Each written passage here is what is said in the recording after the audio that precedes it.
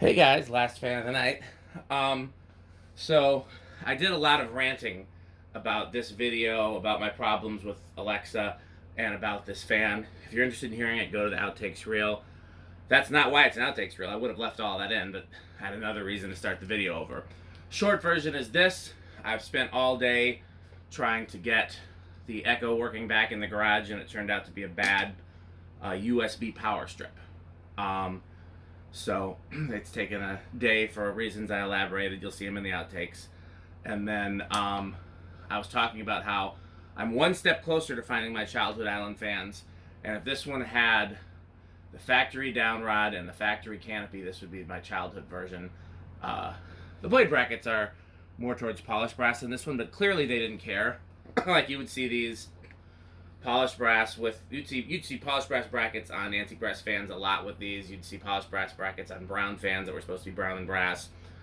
So the fact that the brackets are a little shinier doesn't bother me, but the fact that it doesn't have the original downrouted canopy does. This is a Island Fans canopy. This is what their vaulted ceiling canopy looks like. It's got that and then the big bowl thing, same as Fasco and some other Newtone used. But yeah, so I'm still looking for a complete antique brass one with switch cap, downrod, and canopy. I would even accept not the switch cap, but downrod and canopy because I have other antique brass ones with a switch cap. I don't have an antique brass two-piece canopy for these. So that is still high on my want list. I got close. I thought I was getting it this time around, and I fooled myself. I played myself, as DJ Khaled would say. Also, this one's got a pretty badly bent blade arm. I fixed it quite a bit, but it needs to be fixed a little more. I wasn't comfortable bending it anymore, but I might give another shot at it before I install it someplace. But this is good enough for video. So, let's hit the high switch. Again, you can watch that outtakes video for a much longer explanation of all this. And a lot of rambling because I'm tired and it's very late and I've been up since 8 a.m. 8 a.m. and it's now almost 2 a.m. So we got around 70, I think. Well, for first in the outtakes video. Low power factor gets a capacitor derived speed.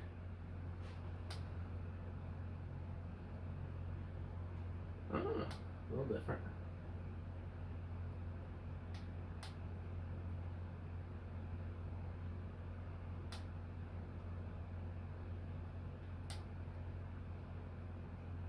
Come on.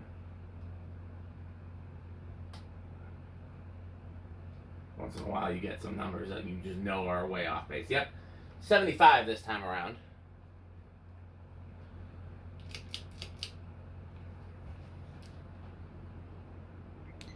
And I was saying in the other video, this is a little slow on high for these, and I believe it's because of the bent blade bracket, because that current draw is normal, and that's definitely a little slower than some. In the last video, we clocked it at about 175. Yep, it's exactly the same. It's right around 700. So, yeah, I was saying in the other video, I went back and looked at all my videos of Island Fans that have an amp meter. And it ranges from 0.66 for one that goes full speed, but the blade pitch is a little shallower, I think, because the blades were extremely mangled. And I, in an attempt to demangle them, just now noticing one of the blades on this one is also pitched a lot shallower than the others. One's a little steeper, one's a little shallower.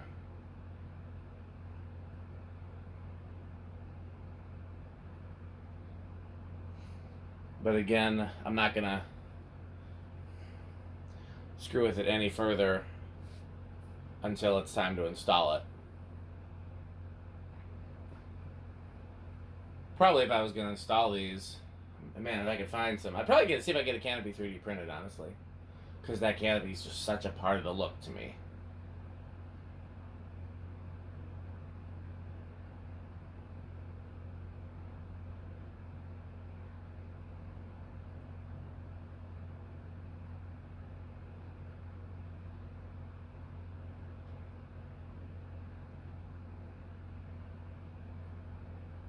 Okay, this should be low reverse. Yep, nailed it.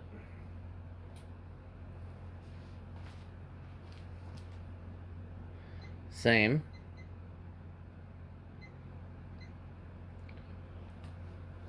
Seems a little slower.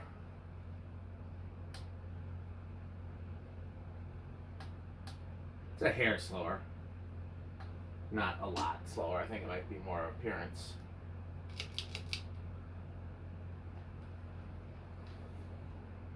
It's reading in reverse what it read in the first video and forward. Definitely seems slower in reverse on high. Yeah, it's a little slower. It's I don't know where Rick's calculator is. The Rickulator. See if it's obvious, I'll use it. Oh, here it is. Yeah, it's obvious.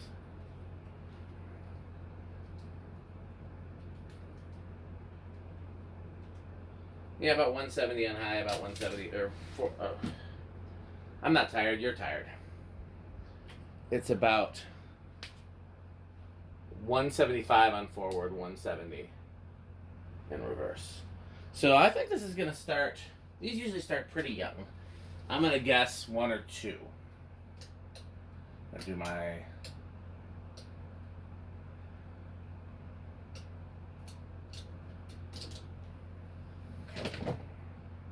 One. Man, if that keeps going, that's pretty amazing. I know these typically start pretty early. Okay. No, I think it's stalled out. It's hard to tell. No, it's still going. It's going incredibly slow.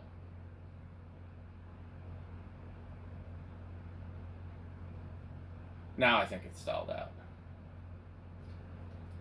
I'm going to come back to 1 because that's just crazy. 1. You can tell that it's moving, right? Okay, now it's stalled out again. 2. 2 is definitely going to keep going if 1 had that much of a chance of going. Yeah, these Westinghouse motors are, I would really need to see how they performed in a different fan. Because in these fans, I don't think you find anything that performs better. I think they beat K55, GE, Universal, Fasco, A.O. Smith. Those are all the ones that come to mind off the top of my head. I'm sure there are others. But they beat all the other motor brands in terms of efficiency, performance, silence, bearing life. Because it's very rare to find one of these with bad bearings. I've found a few with bad bearings, but it's not. Those ones in the restaurant had surprisingly good bearings. So 5's a pretty good low for this, I think. 4 was fine too, or 3, but 5 is like 5's kind of a metal low almost. 6 up to 7.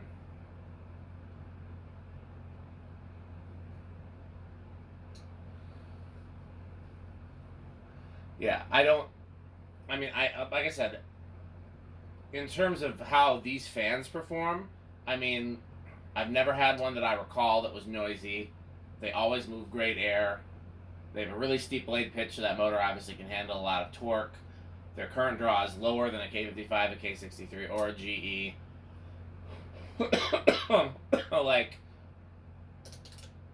I think they're the champ. But these fans also have a very steep blade pitch, wide blades. I can't argue that they would perform as well.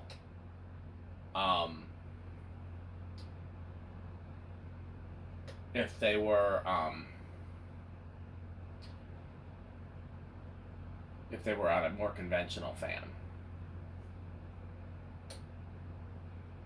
I'm sorry, I've been forgetting to say the numbers. We're up to 14 now.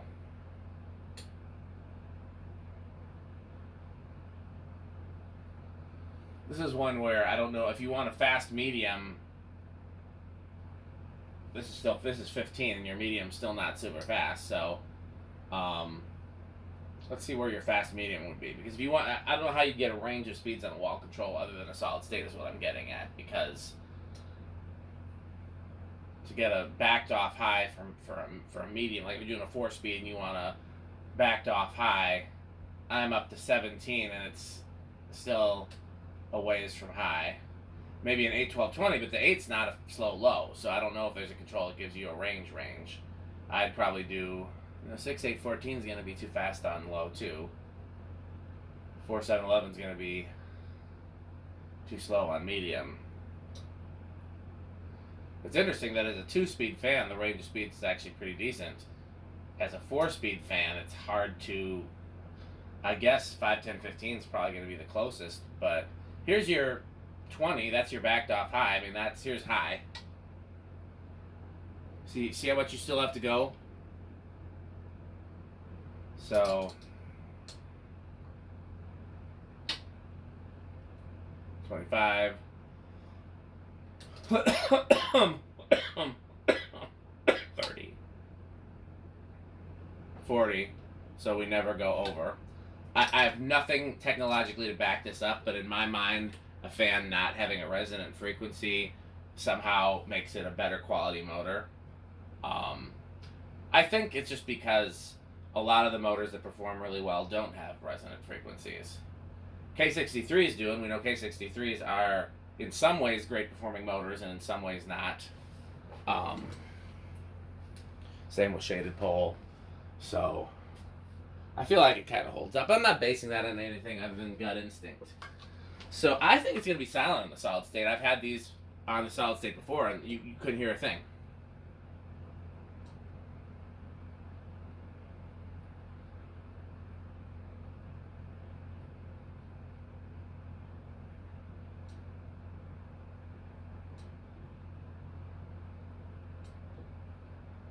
I think I hear a little something, but it's hard to tell because of the other fans and fluorescent lights and stuff. No, nothing. Dead silent.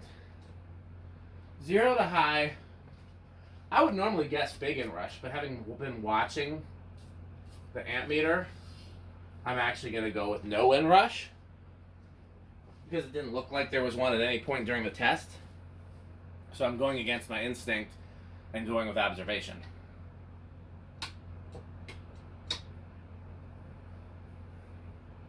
Oh, well, sure showed me. Should have went with my instinct. That was small Inrush, I believe. But one more 100th and it would have been big Inrush.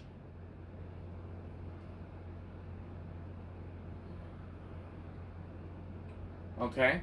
I actually don't know if these are Rick or if they are metal. Got a little static there. If I had to guess, I would say they are probably in the moderate category for both Rick and metal because they're cool and they're good air movers, but they also have a lot of plastic parts. Although Rick likes plastic parts, but these also don't look like they came from a Sears catalog, but he likes the Magic Heat. So I'm going to go with, I think if you put a nice light on it and had it going really slow in a solid state, it might make it into the top Rick category. I don't know how metal they are, though. I don't know we've ever had that discussion. I think he knows I like them, so it's never really, the discussion's never really gone beyond that. But you just never know, you know? All kinds of curious things you can learn about metal.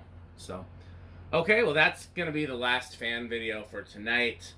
I have 2 more fans to test that are ready to go, and then everything else I have right now is a project.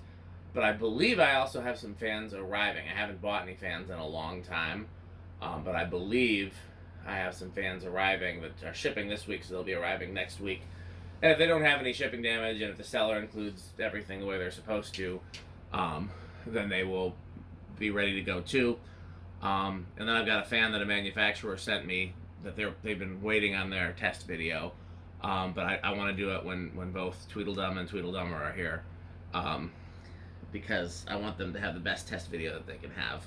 And I feel like the content is better when I have the usual suspects. I'll even rope Andy in because he's been pretty good about the last couple of test days.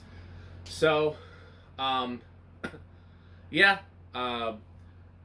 the outtake video I rambled at the top end. This video I rambled at the bottom end. You guys don't know this because the videos go up in a different order.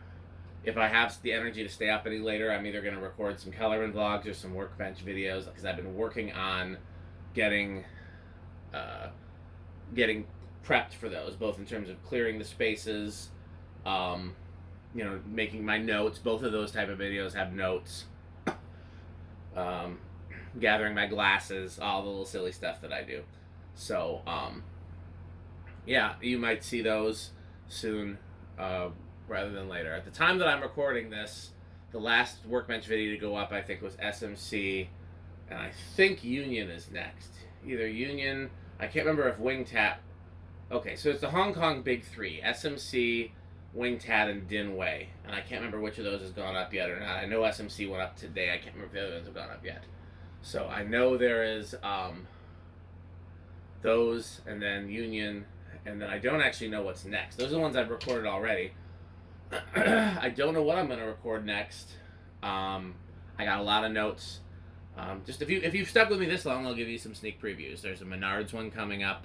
There's a Harbor Breeze and Lowe's one coming up, which is a shock to, I think, a lot of people, because I wasn't expecting to find anything cool about them, but I did. Same with Canarm. There's a Canarm one coming up. I already told you there's an A&G update coming up that's really cool. There's another one coming up that's really cool that I won't give away yet. There's quite a few in the pipeline, actually. So please watch those. Those take more work than any other videos that I do, and the views are very low, but the people that do watch them love them. So what I just need is more people to watch them, because if you watch them, you'll love them. They're the only videos of mine that I watch. I can't stand the sound of my own voice, but I love watching the workbench videos because I learn something every time. So, hope you've enjoyed this video. Hope you've enjoyed my delusional, exhausted rambling. I'll see you whenever the content goes up next. Thanks for watching.